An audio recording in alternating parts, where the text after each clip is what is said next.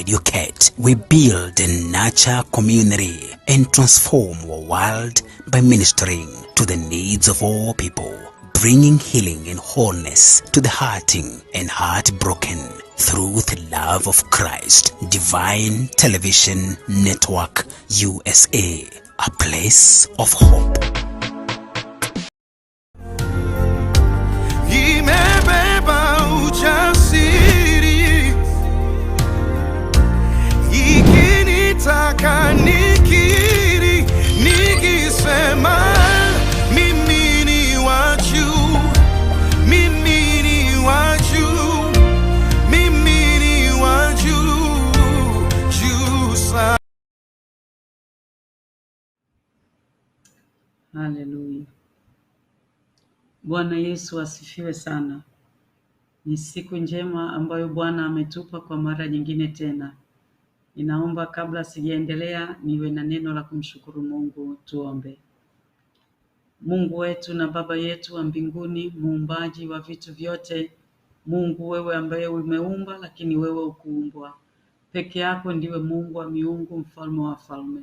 Asante kwa ajili ya sana wakati huu ambao Bwana umeruhusu tuweze kuwa na tafakari ya neno lako. Roho Mtakatifu, karibu useme nasi, karibu ukutane na haja za watoto wako. Kwa kila mmoja anayenisikiliza, neno lako lipate kugusa haja ya moyo wake. Katika jina la Yesu Kristo nimeomba na kushukuru. Amen. Bwana Yesu asifiwe. Ninamshukuru Mungu kwa ajili ya nafasi hii tena ambayo amenipa ya kuweza kusema neno la Mungu mbele yako wewe mtazamaji unayenisikiliza sasa. Ninaomba Mungu akupe neema na Roho Mtakatifu apate kukuhudumia. Ninaleta kwako neno la Mungu kutoka katika kitabu cha Mathayo sura ya 25. Nitasoma mistari ile 14 ya kwanza. Mathayo mlango 25 mstari wa kwanza hadi 14, nami ninasoma kwa jina la Yesu. Ndipo ufalme wa mbinguni utakapofanana na wanawali 10 waliotoa taa zao wakatoka kwenda kumlaki bwana harusi. 5 wao walikuwa wapumbavu na 5 wao wenye busara. Wale waliokuwa wapumbavu walizitoa taa zao, wasitoae na mafuta pamoja nao, bali wale wenye busara walitoa mafuta katika vyombo vyao pamoja na taa zao.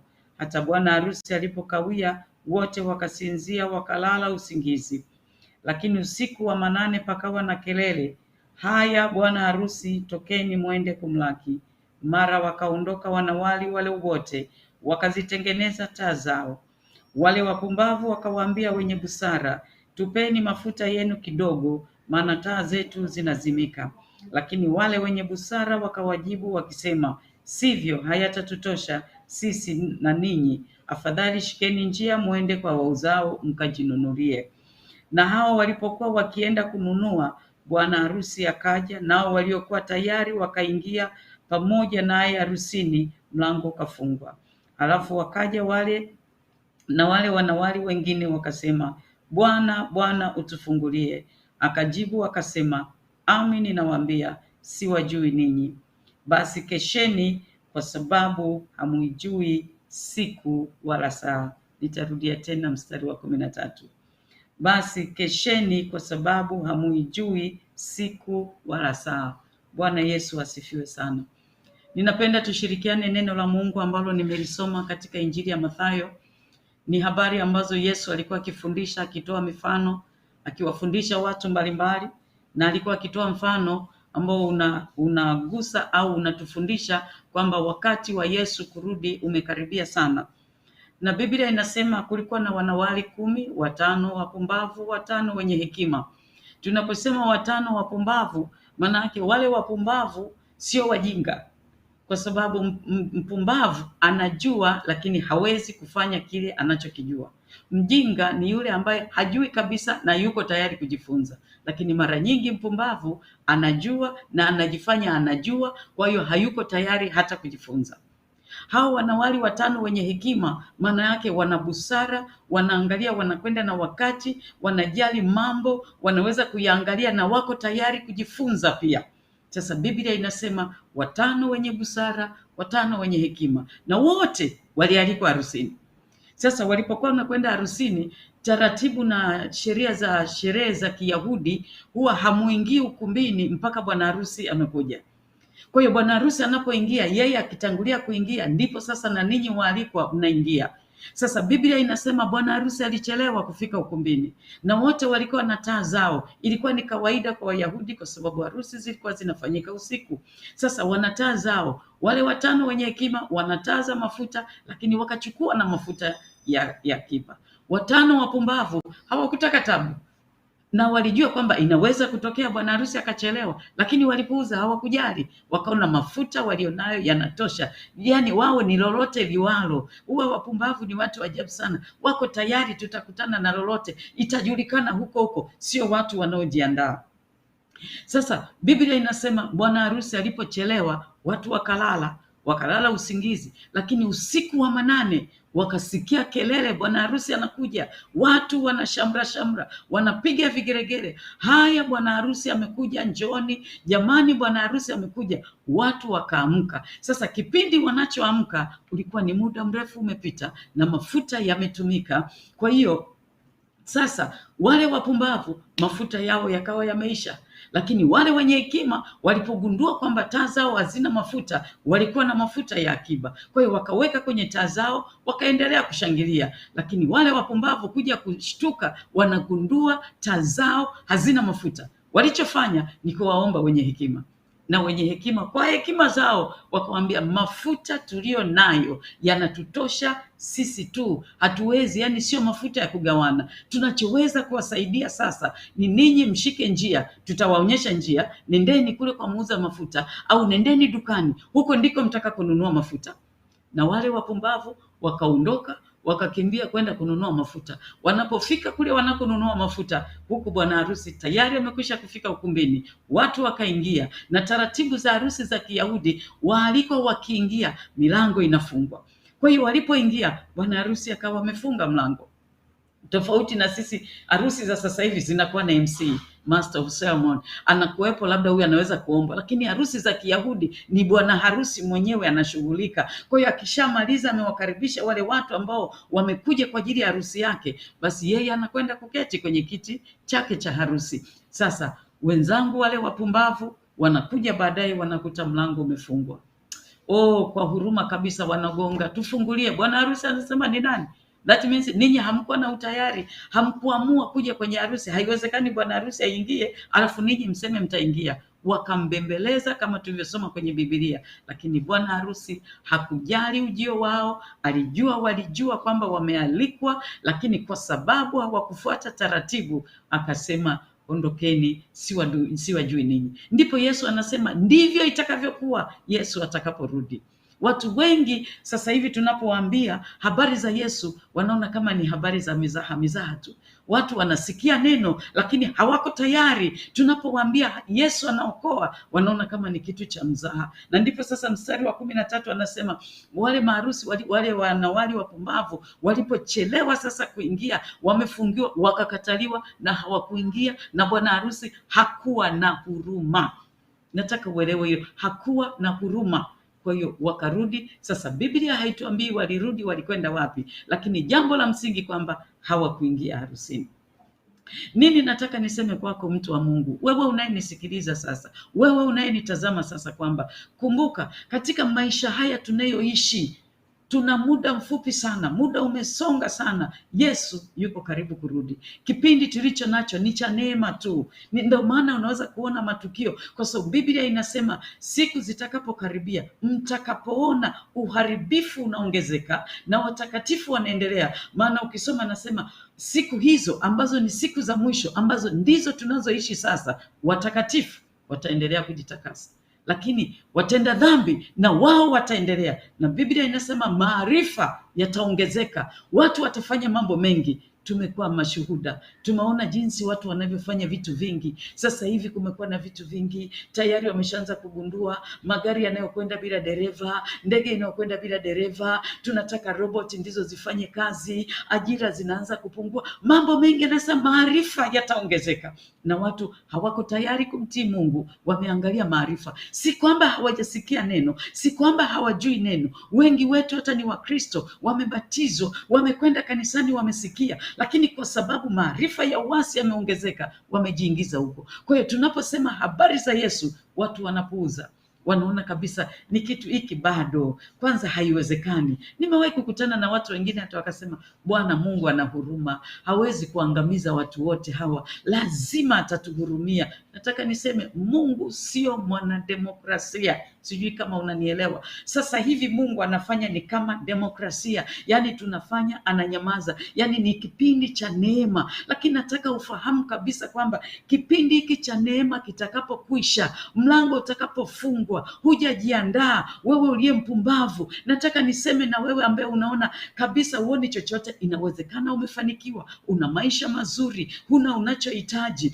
Nakumbuka niliwahi kusafiri na mtu mmoja anatoka Ujerumani, nilipokuwa namshuhudia habari za Yesu, akasema sijui kama mimi zinanihusu, nafikiri ninyi wa Afrika ndo ni vizuri kwa sababu mnaishi maisha ya tabu, kwa mkisema habari za kuokoka hizo zinawafaa ninyi, mkiomba na kulia hizo zinawafaa ninyi, lakini kwangu mimi sioni, sina shida yoyote. Watu wanadhani kwamba mali na vitu alivyo navyo vitamsaidia siku ya kurudi. Ndugu yangu unayenisikiliza, wewe unayenitazama, kumbuka Yesu sasa hivi ni rafiki. Kwa nini nasema ni rafiki? Hata ukikosa, ukirudi ukaomba msamaha, hata kusamehe. Usipotaka hata kuomba msamaha, bado anakupa nafasi kwamba yamkini utapata muda ukatafakari, ukajua kwamba nimekosa, ninahitaji kutubu na kuziacha dhambi zangu na kuacha maisha ninayoishi. Basi unaona tu haiwezekani, hivi vitu havipo. Ni kama vile tu watu wanajisumbua. Kwa hiyo tunaposema sisi tunaohubiri au sisi wachungaji, tunaonekana tumekosa kazi, tunaonekana hatuna kitu cha kufanya. Lakini nataka nikuambie, Yesu sasa hivi ni rafiki, na kweli ni rafiki wa kweli, na ninampenda Yesu, ni rafiki wa kweli, hana unafiki. Lakini siku itakapofika ile ambayo anayoisema itakayofanana ile kwamba ni bwana harusi, maana katika mfano huu Biblia inamfananisha Yesu kama bwana harusi. Bwana harusi atakapokuja hatakuwa rafiki tena, atakuwa jaji. Maana siku ile hakutakuwa na urafiki wa kubembeleza. Anasema njoni kwangu ninyi nyote msumbukao, ni sasa. Lakini siku ile hakuna wito wa namna hiyo. Biblia inasema atawabagua kondoo na mbuzi, na watu watajikuta kila mtu anakwenda upande aliyostahili, kama ambavyo wale wanawali waligundua wenyewe kwamba hawana mafuta. Maana sio bwana harusi aliyesema hamna mafuta, lakini wao wenyewe wakajigundua kwamba hawana mafuta, lakini walikuja kugundua wakati wamechelewa. It was too late. Wamechelewa kabisa, wanakimbia. Ninaomba ndugu yangu naye nisikiliza, usiwe miongoni mwa wanaochelewa. Fanya uamuzi sasa kwamba huu wakati tunapohubiri neno, unaposikia neno, ujue ni wakati wa wewe kufanya mabadiliko. Ujue ni wakati ambapo bwana harusi ambaye ni Yesu anakukaribisha wewe ambaye ndiye bibi harusi. Ndivyo Biblia inavyosema. Sasa nataka nirudie tena kusema kwamba atakaporudi wakati wa hukumu, atakuwa jaji, atakuwa hana huruma. Wote watasema, Biblia imesema hata katika Mathayo, wengine watasema Bwana Bwana, sisi tuliomba, sisi tulitoa mapepo, tulitoa unabii. Atasema ondokeni kwangu, siwajui ninyi. Hili neno linaniumiza sana. Fikiria maisha haya unayoishi ya tabu, ya kuhangaika, masumbuko na magonjwa na mateso ya kila namna. Alafu siku ile unakwenda, unapotegemea ukapumzike, anakuambia ondoka, sikujui.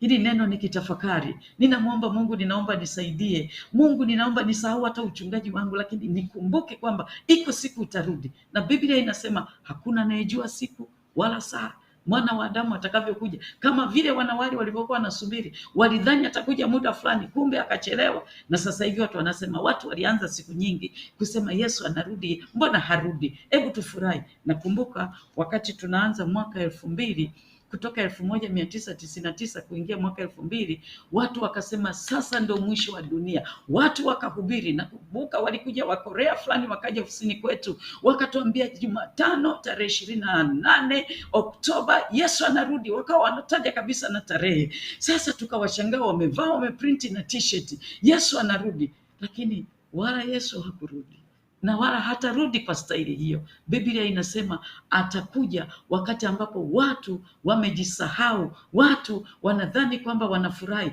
wakati watakapofikiri kwamba kuna salama, watakapofikiri kwamba kuna amani, ndipo mwana wa Adamu atakuja. ndipo mwanadamu atakuja kuwanyakua watakatifu kwanza, kuwachukua wale watakatifu ambao hawatakutana na ile dhiki. Watakaponyakuliwa, unajua dunia yote itataharuki. Watu watakuwa wengine wamelala wawili, Biblia inasema mmoja atatwaliwa na mwingine atabaki. Watu watakuwa wakitwanga, wakisaga, wakitengeneza, wakifanya kazi, mmoja anatwaliwa, mwingine atabaki. Inawezekana labda ni kijana au ni binti, wazazi wako hawataki kabisa kusikia habari za wokovu, hata na wewe wanakuzuia, hawataki wasikie, wanasema ni ujinga huu, ni upuuzi huu, wanakuzuia. Lakini kwa sababu umeamua, unang'ang'ana na Yesu, nataka nikwambie siku ya kunyakuliwa watashangaa, wanasema huyu kijana amechelewa kuamka, kumbe umekwisha kunyakuliwa. Wataangalia nguo, wataziona. Kama ni mama, baba hataki hata uombe, lakini umeamua ndani ya moyo wako wewe mwenyewe, kwa sababu wokovu ni wako binafsi. Wokovu sio wa watu wawili, wokovu sio wa jumla, wokovu ni wewe peke yako. Fanya maamuzi sasa. Kama ulifanya maamuzi sahihi, atakapokuja kulinyakua kanisa, maana Paulo anasema kufumba na kufumbua walio wake watanyakuliwa, na wale ambao hawakutaka, kama wanawali 5 walivyofanya, watabaki. Kama wanawali walivyofungiwa nje, hawakuingia, bwana harusi hakuwa na huruma, Biblia inasema watanyakuliwa. Kutakuwa na taharuki kubwa. Kila mahali watu watatafutana, watu watakwenda kuripoti vituo vya polisi kwamba, na watakwenda polisi, watawakuta polisi ambao kama polisi hawakuokoka watawakuta, lakini watashangaa, watasema unajua warokole inawezekana wako kwenye mikesha, ni watu wanaoimba na kupiga makelele, inawezekana wamekutana huko, kumbe wamekwisha kunyakuliwa. Ninatamani huo muda ambao ninatamani na wewe utamani, kwamba Yesu anarudi. Ni lini sijui, lakini majira na nyakati yanaonyesha Yesu yuko karibu kurudi. Jiandae sasa. Dhambi ni ya muda mfupi, dhambi ni tamu, dhambi inakufurahisha, unaiona ni sawa, nafsi yako inafurahia, unaona umefanikiwa. Kumbuka vina mwisho. Yesu yuko karibu kurudi. Wale wanawali waliwaona wenzao kama wapumbavu, kubeba mizigo ya nini? Unajua umevaa huko smart, unakwenda harusini, unabeba vitu gani? Unabeba kipochi kidogo tu basi, uhitaji kubeba mizigo. Waliwaona kama wajinga hivi, kama hawana akili hivi. Wao wakasema watakuwa hivyo, wako smart, wamebeba vipochi vyao vizuri, wanakwenda huko na vitu vizuri tu, wanasubiri kuingia harusini. Kumbe kurudi kwa Bwana Yesu kunatakiwa ujiandae, uwe na mafuta ya ziada, uwe na mafuta ya akiba, kwa sababu siku Yesu atakaporudi hakutakuwa na kwamba huyu tuliimba wote atanisaidia, huyu tulihubiri wote atanisaidia. Kila mtu ataubeba au atauchukua mzigo wake mwenyewe. Kama ni mchungaji hukuokoka, basi utabaki, lakini kama umeokoka, watu watakimbia, twendeni tumfuate mchungaji Nyambilila, tunahitaji msaada, tunahitaji kuombewa. Watashangaa, wanasema hajaonekana toka juzi. Inawezekana amejifungia na maombi ya kufunga, labda amejificha, amekwenda mlimani. Kumbe nimekwisha kunyakuliwa. Ninakutamania unayenisikia sauti leo, fanya mabadiliko, achana na dhambi inayokuzuia na vitu vinavyokuumiza. Nafsi yako imejaa mambo yako na kuona kwamba hutakufa. Hata kama sio Yesu kurudi sasa, lakini kumbuka utakufa siku unayoondoka mwenyewe. Ukiondoka, na watu wanajidanganya, wanadhani kwamba hata wanapokwenda kuzikwa wanaombewa, huyu alikuwa mtu mzuri sana, tulikaa naye vizuri. Wanadhani zile sifa zitamshawishi Mungu. Kumbuka nimesema Mungu sio mwanasiasa, hawezi kushawishika kwa maneno eti ulifanya kazi vizuri, lakini hukufuata njia ya msalaba, hukukiri wokovu kwamba Yesu ni mwokozi wako, hukuishi maisha ya utakatifu, maisha ya toba. Yesu hatakuwa hivyo. Yesu sio mwanasiasa, hajali watu walikuwa wengi kiasi gani wakati wa kuzikwa. Juzi tulikuwa tuna msiba mkubwa sana, watu walikuwa wengi mno, kwa sababu kijana aliyefariki ni mdogo wa baba askofu katika dayosisi huku Tanzania. Watu walikuja wengi, kila mmoja anataka aende kwa sababu ni ya baba askofu amefiwa. Kila mtu anataka akamuone, maana ni mtu mkubwa. Tulijazana watu, pamoja na corona, watu wanasema kusiwe na msongamano. Hakuna mtu alielewa, hakuna mtu aliogopa. Kila mtu anataka aende kwenye msiba ule kwa sababu ni wa watu wengi. Nikamsikia mmoja anasema, kwa msiba huyu lazima amekubaliwa, lazima ameingia mbinguni. Mungu hayuko hivyo. Narudia tena, Mungu sio mwanasiasa kwamba watasema amepigiwa kura na watu wengi. Mungu sio kama ni dictatorship, basi Mungu ndo uongozi wake. Akiamua, ameamua kufuatana na vile atakavyoona kama ulivyofuata. Kwa hiyo kuwa watu wengi kukuzika wala hakumbadilishi Mungu. Kinachombadilisha Mungu ni ile hali ulio nayo ya utakatifu, kuishi maisha ya utakatifu, kuishi maisha ya unyenyekevu. Maana Biblia inasema uwe na bidii, tafuteni kuwa na bidii, kuwa na amani na watu wote, maana pasipo huo hatuwezi kumwona Mungu. Mimi sijui una amani na watu wangapi.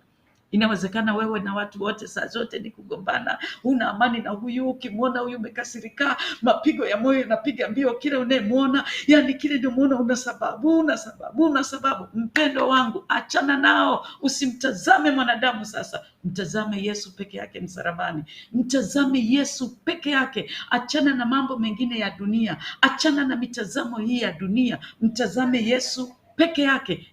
Ndiye njia ya kweli na uzima, maana hakuna njia nyingine. Kwa hiyo yeye ndiye Mungu kweli. Mimi mchungaji, wakati wa kufa naweza nikasema alikuja kwa udongo, sasa anarudi kwa udongo. Mungu mpokee sasa. Wala Mungu hatashawishika na maneno ya mchungaji, hatashawishika hata kidogo. Nataka nikwambie, hata kama ulikuwa unafanya kazi, huishi maisha ya utakatifu, hutafuti amani, hujafuata njia ya msalaba, hata ungekuwa mzee wa kanisa, wewe ni mwinjilisti, wewe ni mchungaji, nataka nikwambie kule nafasi mbinguni hakuna. Biblia ninayosoma mimi kwenye Ufunuo inasema kama wewe ni mzee wa kanisa, usije ukadhani kuwa mzee wa kanisa ndiko kutakufanya uende mbinguni. Maana Biblia kwangu inasema kule juu wako wazee 24. Kwa hiyo nafasi za wazee zimejaa kabisa.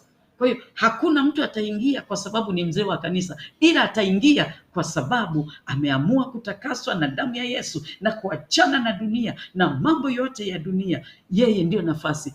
Namba ya wazee wa kanisa au wazee wako 24, wamemaliza viti vyote, ndio wanaofanya ibada, wakitupa taji zao usiku na mchana, wakisema mtakatifu, wanazitupa zinawarudia, wanaimba wimbo, maana kule wanasema ni wimbo, wanamtukuza Mungu. Hakuna nafasi. Kama ni mchungaji, umesoma theolojia, unasema hakuna hicho kitu. Unajua wako wachungaji wengine ni wabishi, hawataki kuokoka. Sasa wala hicho kitu mnachosema hakipo kabisa.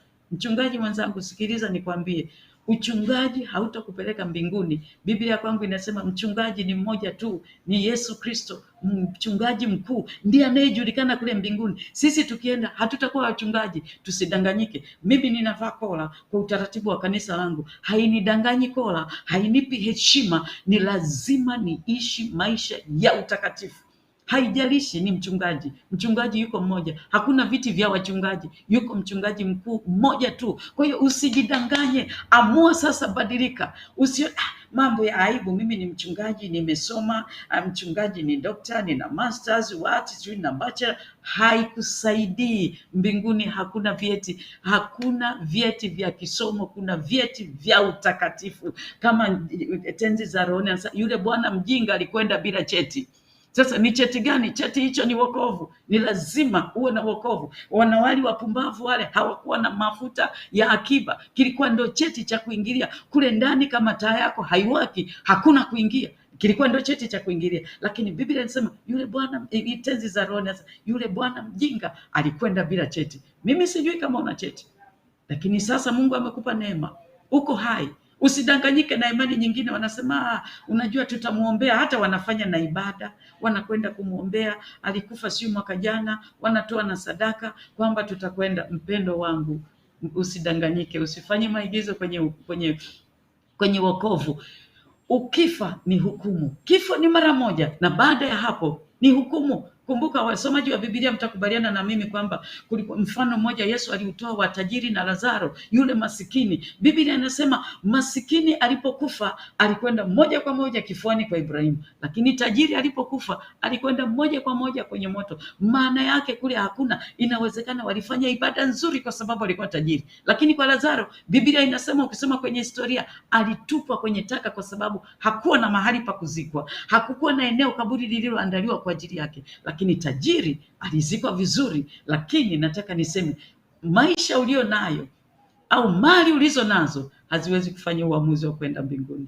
Yesu apokee hongo. Yesu yani kabisa hapokei, na atanyamaza na atasimama mwenyewe mlangoni, atasimama mwenyewe. Ninaomba Mungu akusaidie mpendo wangu, tuko mwisho kabisa, Yesu anarudi, jiandae. Je, una mafuta ya akiba? Maana hakuna anayejua siku, hakuna anayejua saa, lakini cha msingi ujue kwamba Yesu anarudi, wakati umesonga. Usije ukawa mpumbavu, unasikia neno unapuuza, unasikia neno hutaki kulifanyia kazi, unataka kufuata tamaa za mwili. Nataka nikwambie dhambi ni nzuri, na ndio maana tunahubiri kila siku. Unaweza kusema mchungaji, unasemaje dhambi ni nzuri? Kwa sababu mwili unaburudika. Kama ni uzinzi, mwili unaburudika, lakini mwisho wake ni mbaya, mwisho wake ni mchungu kama pakanga. Unaonaje leo kijana, mama, baba? Fanya uamuzi sahihi. Sio ningejua utalia, kutakuwa na kilio na kusaga meno, ningejua, lakini haitakusaidia. Wakati wa huruma na neema ya Yesu itakuwa imekoma, hakuna tena. Wakati huu ndio wakati wa neema.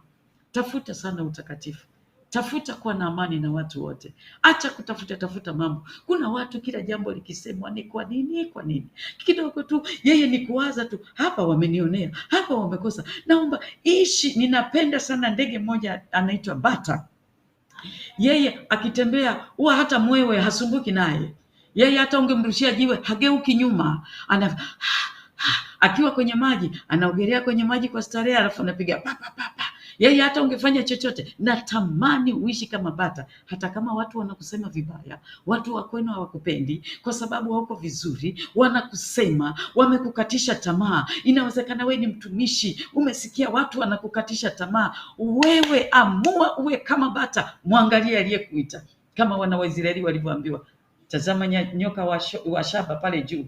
Nyoka wa shaba ukimtazama utapona. Usiwatazame watu, hawana mbingu ya kukupeleka. Mtazame Yesu peke yake. Yeye ndiye anajua, yeye ndiye njia, kweli na uzima. Wakisema mshangilie Mungu. Mimi huwa namshukuru Mungu, nawaambia watu, huwa napenda watu waniseme, kwa sababu najua wakinisema wameona kitu. Sio kwamba kila wanapokusema maana yake umekosea ni mbaya. Unajua mtu ambaye anafanya vitu vya ajabu umsemi. Unajua ukifanya vitu vizuri, shetani anawatumia watu wakuseme ili wakudiscourage. Sasa usikubali wakisema, waambie kumbe niko vizuri. Yaani niko vizuri, ndio maana wanasema. Hawezi kusema. Watumishi wa Mungu nataka niwatie moyo, maana sisi ndio wenye mtihani. Tunaweza tukahubiria watu wengine alafu sisi tukawa kukataliwa. Unaambiwa mlango umefungwa. Imagine unavyohubiri, unateseka, unafunga, unajinyima chakula, alafu ikakushinda. Na hakuna kitu kinachotesa sasa hivi watumishi. Ninasikia msukumo ndani kusema na watumishi wenzangu, dhambi ya uzinzi wameihalalisha kwa sababu hakuna naye kuona. Basi unadhani kwamba uko salama, lakini nataka nikuambie, amua sasa, mtumishi wa Mungu, wala usiwepo kwa ajili ya kuwapendezesha watu, upige kelele. Paulo anasema, ninapiga mbio, sitaki niwe mtu wa kukataliwa baada ya kufanya kazi yote hii, alafu niwe miongoni mwa watakaokataliwa. Mimi nimeamua. Ndio maana hata mtu akinisema huwa sisikii tabu, afu nasema kumbe ni mtu muhimu. Unajua mtu muhimu lazima utasemwa, kwani maiti inasemwa? Kila mtu anaogopa maiti, kila mtu ataiheshimu, hakuna anaweza kusema sio sasa hivi amevaaje, anasemaje, amekosa hiki, utasingiziwa. Wala Yesu mwenyewe alisingiziwa. Visiwe vitu vya kukurudisha. Mwingine umekosa amani tu nafsi yako kwa sababu unasema jamii haikuheshimu, jamii haikutambui. Ili iwe nini? Wakikutambua wanakupa nini? Fanya uamuzi, mtumishi wa Mungu. Nina mzigo, ninarudia tena, watumishi wa Mungu, nina mzigo na watumishi wa Mungu. Sisi tunaweza kuwa wazembe, tukawahubiria watu wengine wakawa wakwenda, wakawa tumewaambia jamani, mwe na mafuta ya akiba kama wale wanawali wenye hekima, tukawaambia hekima ya neno la Mungu na ile hekima ikawasaidia, lakini sisi tukakataliwa. Siko tayari kukataliwa. Natamani mchungaji mwenzangu, mwinjilisti, mtume na nabii, usije kwa miongoni mwa watakaokataliwa. Sasa hivi wameinuka watumishi wengi, wao wanajali mali tu, yani wakiona mali wanaona ndio utumishi. Siku moja nimewahi kukutana na kijana mmoja, akaniambia, huyo kijana alikuwa nyuma yangu wakati tukiwa sekondari, akaniambia, mama, mpaka leo bado unahubiri? Nikamwambia naam, tena sasa natamani hata ningekuwa namuona shetani kwa macho haya nimfinyange. Akasema, lakini mbona naona una gari zuri, una nini? Angalia, huo sio utumishi. Sasa vijana wameibuka, watumishi wengi wameibuka, wanataka vitu vizuri, wamekwenda hata kusiko, wamemwacha Yesu. Na kuambia gari zuri utaiacha. Mungu akiamua kukupa gari zuri atakupa kwa wakati ule Mungu anaotaka. Ninaomba niseme hivi, ninakwambia kwamba Biblia inasema kesheni, kwa maana hamuijui siku wala saa. Kesha mpendwa wangu, wewe ambaye uko kanisani.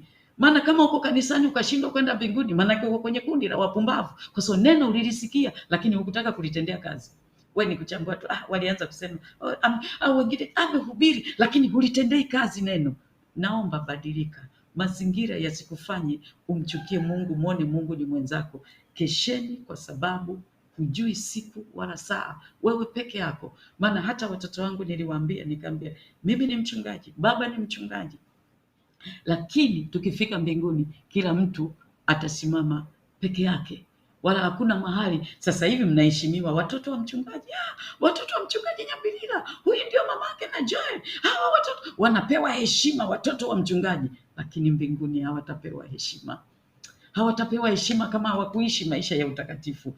Maisha ya utakatifu, maisha ya wokovu ni wewe binafsi. Ndio maana wale wanawali wenye hekima sio kwamba hawakuwa na huruma, lakini kwa sababu wokovu ni mtu binafsi, walipoomba mafuta yalikuwa ya kwake, kila mmoja alikuwa naye ya kwake binafsi. Hakuna aliyesema jamani, mimi hapa nina pipa kubwa ngoja niwagawie, nina jagi kubwa ngoja kila mtu binafsi. Wewe unayenisikiliza, habari ya wokovu sio ya kanisa, ni ya kwako binafsi. Habari ya kwenda mbinguni ni ya kwako, sio ya kwako binafsi. Fanya uamuzi sahihi, ni wewe peke yako. Kumbuka nimesema mchungaji ni mmoja tu. Mchungaji wako hutamuona, mwinjilisti wako hutamuona, ni Yesu utakutana naye, maana ndiye mlango. Hata simama mwingine kama alivyofanya wakati wa Nuhu, wakati anaambia watu watubu dhambi, wakawa wanamcheka mzee yule. Lakini sasa maji yalipojaa, mafuriko yalipokuwa mengi, walianza kushika ile boti, wanalia tufungulie ile safina, tufungulie Nuhu, tufungulie. Anasema ndugu zangu ninawapenda, lakini ufunguo sijafunga mimi, amefunga mwenyewe. Ningeweza kuwafungulia, na Mungu alijua kwamba Nuhu angeweza kuwafungulia, lakini anasema sijafunga, ni Mungu amefunga. Walikufa. Wakati huu una wakati mzuri, umesikia neno, wewe maadamu bado unaishi, naomba fanya mabadiliko. Usiwe mpumbavu, usiwe mpumbavu, uwe miongoni mwa wenye hekima.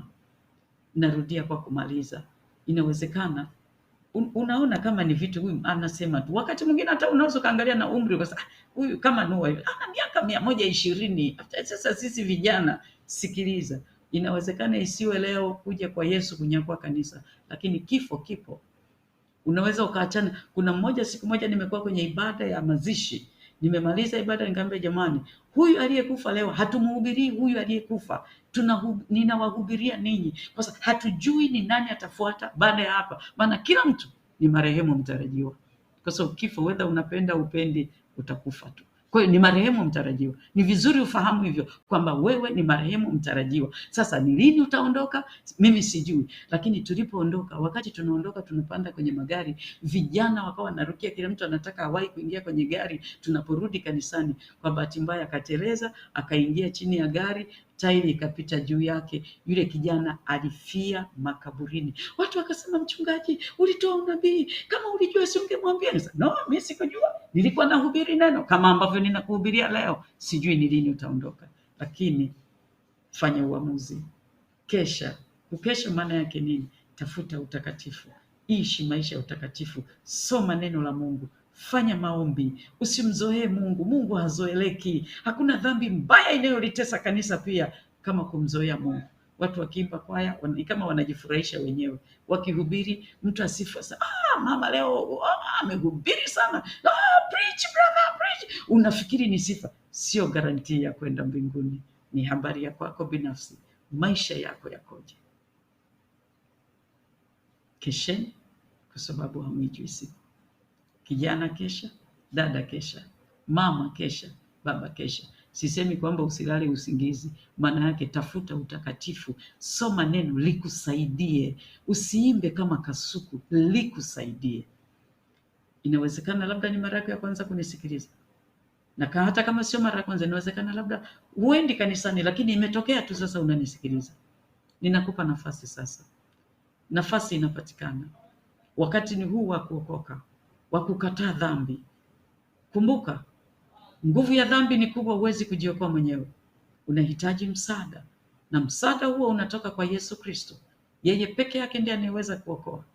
Katika dunia hii iko miungu mingi, lakini hakuna Mungu aliyetamka habari ya wokovu ya kumwokoa mwanadamu na dhambi zake. Zaidi sana ni kumpeleka kwenye dhambi zaidi. Sasa fanya uamuzi. Hebu tafakari. Mimi sijui uko wapi, lakini tulia sasa. Mimi nitakuongoza kwa maombi haya ya kwamba umpokee Yesu awe salama yako, maana Yesu ndiye mafuta yasiyokauka ambaye atakirudi atakukuta uko tayari. Fuatisha sala hii. Maneno haya ninayotamka yafanye kuwa maneno yako. Sema, Bwana Yesu, ninakuja kwako. Nimetambua kwamba mimi ni mwenye dhambi. Siwezi kujiokoa mwenyewe. Siwezi kujiokoa mwenyewe. Ninahitaji msaada wako. Dhambi imenitesa. Hakuna awezaye kunihurumia. Nimetambua kwamba ni Yesu peke yako ndiye mwenye huruma. Futa jina langu katika kitabu cha hukumu. Andika jina langu katika kitabu cha uzima. Asante Bwana Yesu kwa kuniokoa. Asante Bwana Yesu kwa kuniokoa. Sasa tulia, ninakwenda kuomba kwa ajili yako. Baba, katika jina la Yesu, asante kwa ajili ya sana wakati huu ambao kwa neema yako Bwana tumesikia neno lako, na watoto wako mmoja mmoja kila mahali alipo amelisikia neno lako. Unajua kabisa ni nani aliyeamua, kwa sababu unaujua moyo wa kila mwanadamu. Ninakushukuru kwa ajili ya mama huyu, kwa ajili ya baba huyu, kwa ajili ya dada huyu, kwa ajili ya kaka huyu ambaye ameamua leo kuyatoa maisha yake kwako Bwana Yesu kama Bwana na Mwokozi wa maisha yake. Asante kwa sababu wewe ni Mwokozi. Tukikuita unaitika. Umesema wewe ni Mungu wa wote wenye mwili.